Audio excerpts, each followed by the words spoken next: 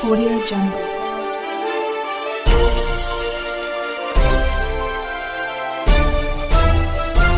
Audio Jungle.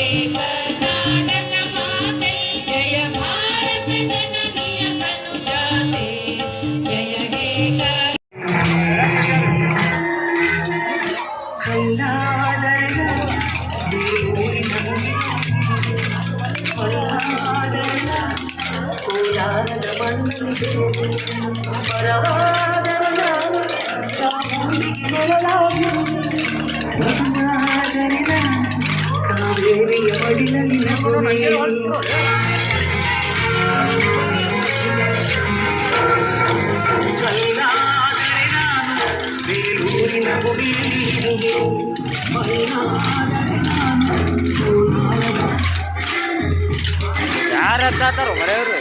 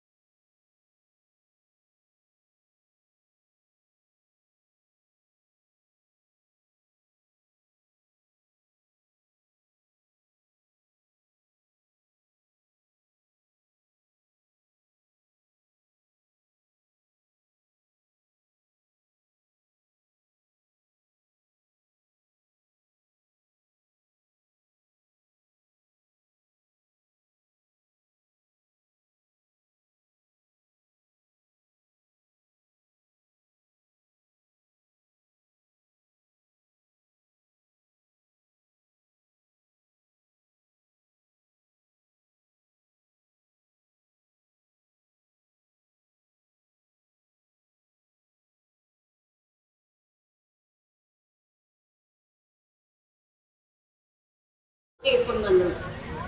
ಹೆಣ್ಣು ಮಕ್ಕಳಿಗೆ ಗೌರವ ಅದ. ಗೌರವ ಯಾರಿಂದ ಸಿಕ್ತು?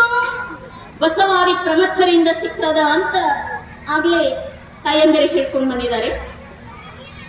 ಬಸವಾದಿ ಪ್ರಮಥರು ಹೆಣ್ಣಿಗೆ ಸ್ವಾತಂತ್ರ್ಯವನ್ನ ಕೊಟ್ರು, ದಲಿತರಿಗೆ ಸ್ವಾತಂತ್ರ್ಯವನ್ನ ಕೊಟ್ರು, ಎಲ್ಲರನ್ನ ಎತ್ತಿ ಹಿಡಿಯುವ ಕಾರ್ಯವನ್ನ ಅವರು ಮಾಡಿದ್ರು.